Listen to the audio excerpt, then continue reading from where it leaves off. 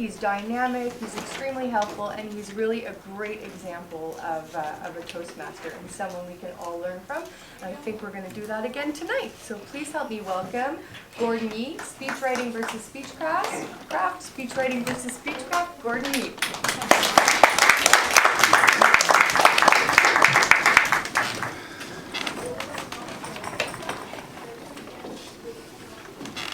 Who here writes their speech? I mean, literally, at one point in your speech writing process, you write everything out longhand. Show of hands, please.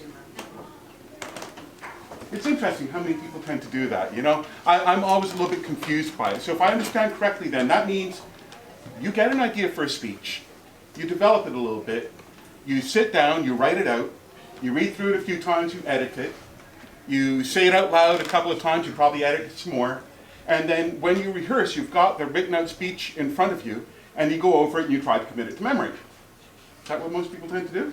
Yes. I have a really, really hard time with that. That's not what I do at all. And I'm not saying that there's anything wrong with writing out speeches, okay? There's absolutely nothing wrong with it. There are certain times that you really want a speech written out. When, for example, my kids, when they were in school, whenever they had to give a presentation, they always had to give their teacher a printed out copy of their presentation. And the teacher wanted to see everything that they were going to be saying, right? I can never figure that out. I'm there, why does the teacher need to see that? Well, the teacher needs to see it because the teacher wants to see that you've done the work.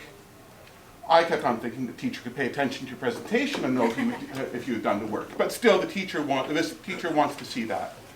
There's also a very valid argument that maybe in a competition, you might want to have your speech written out.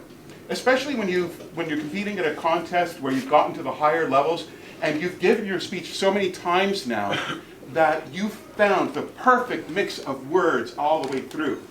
So you want to craft that all out you want to write that all out into your speech so you don't forget any of those words. And at that point, writing makes sense. And it's also great when you want to make sure that you stay on point. A lot of politicians will write out their speeches because of that.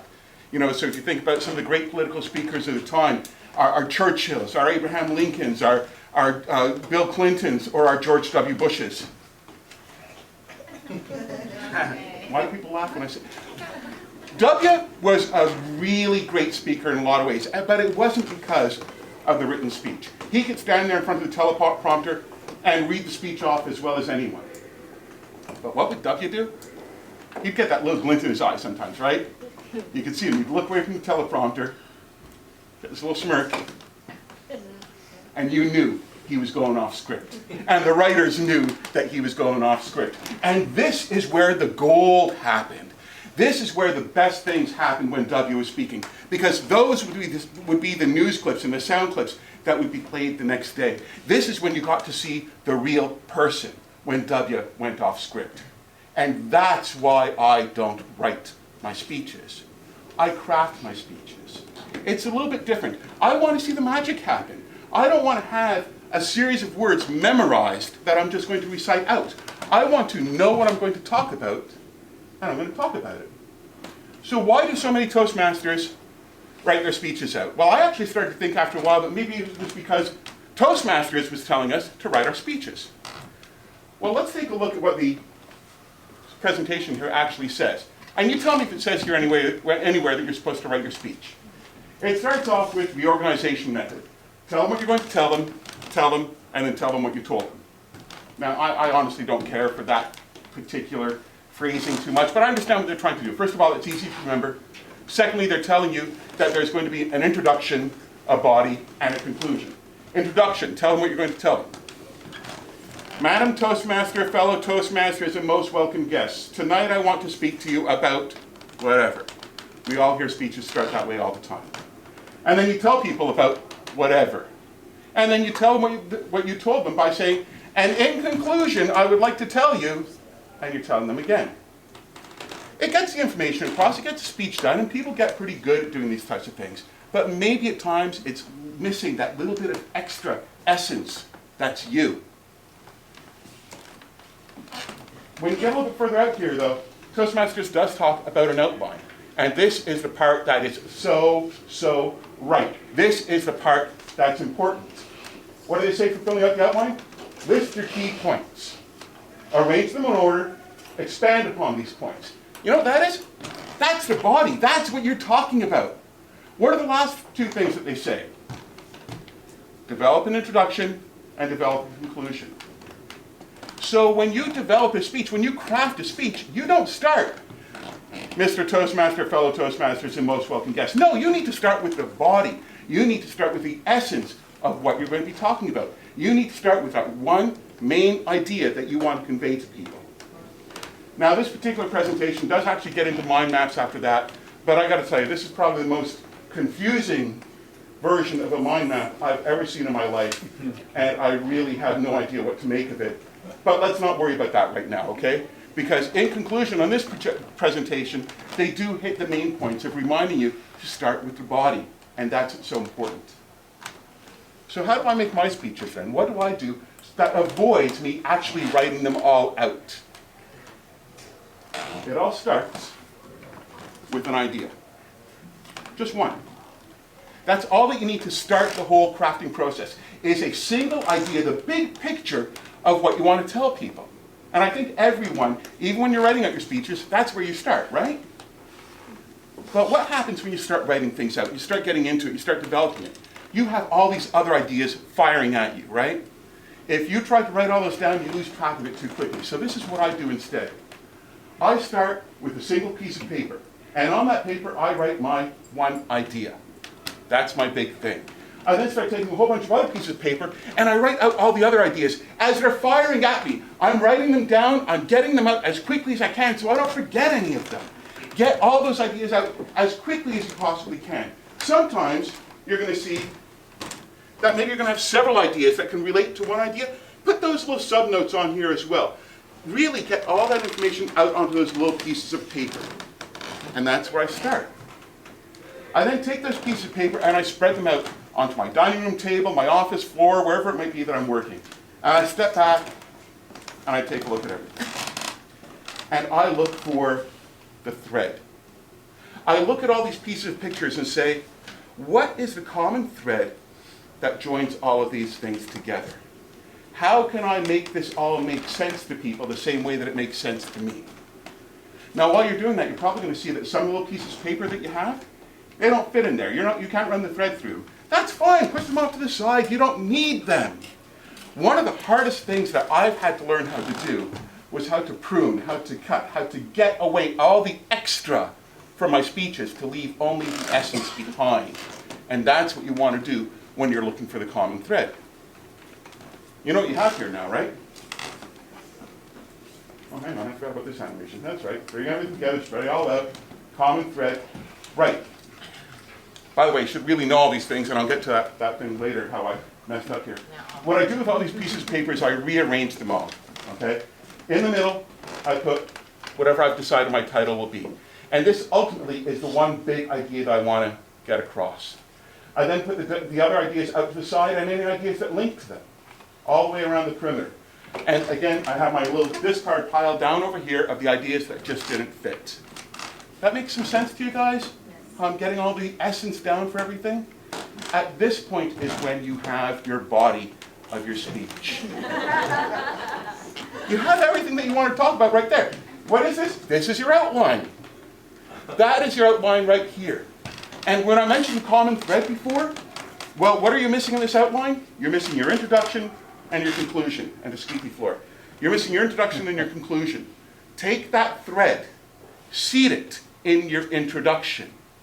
Try to set the path of all these other ideas that you're going to be giving and really kind of stitch it right in there in your introduction.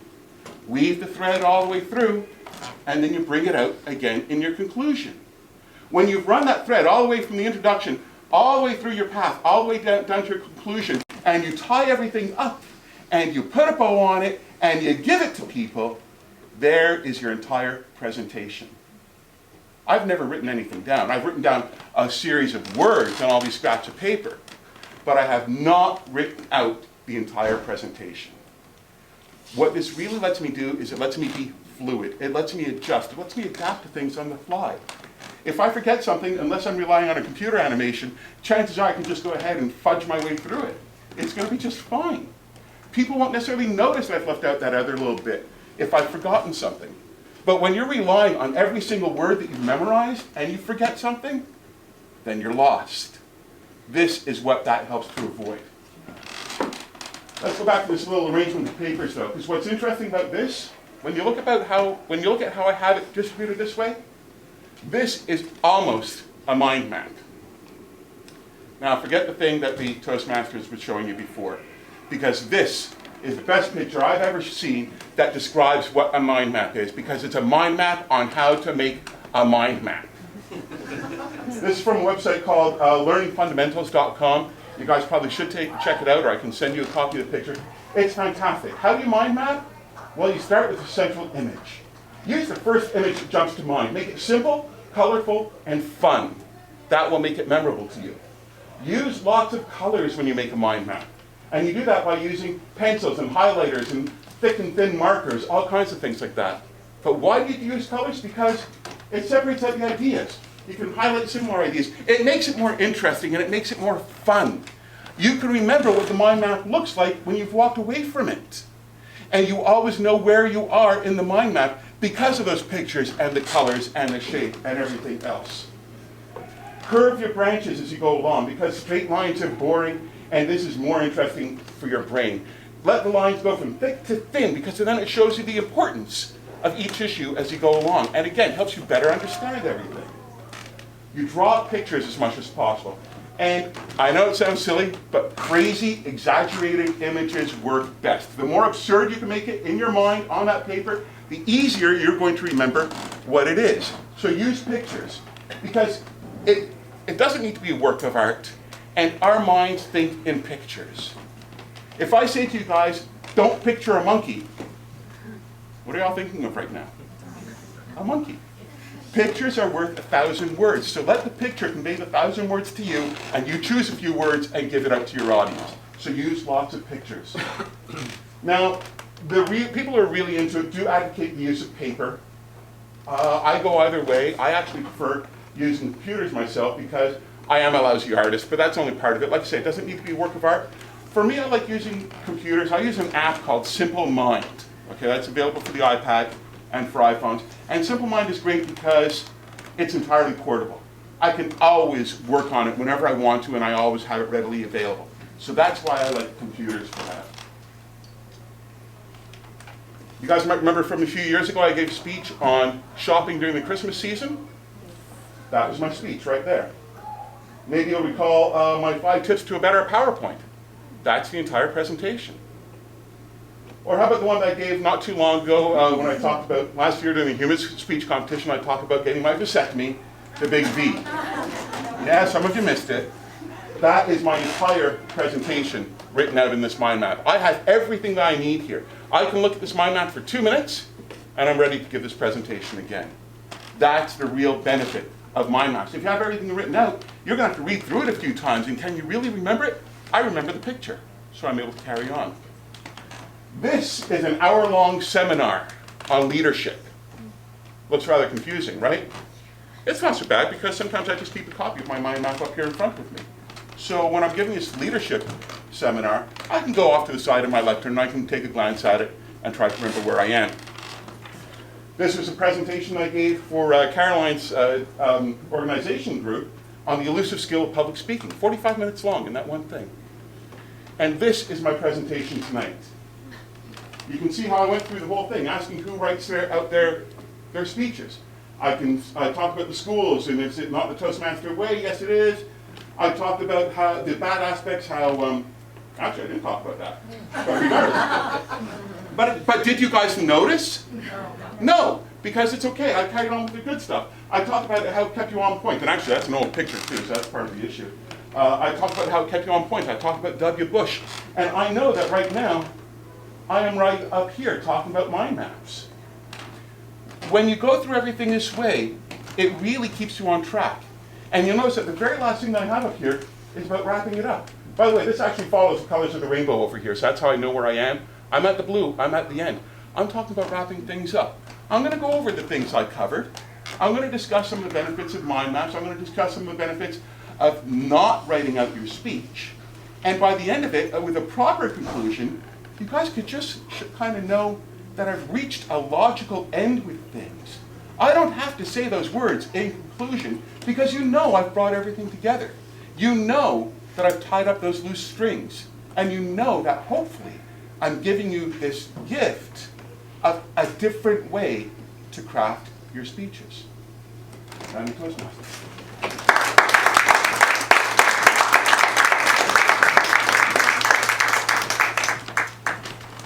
Madam Timer, can we have 1 minute on the clock for everyone to fill out their evaluation forms?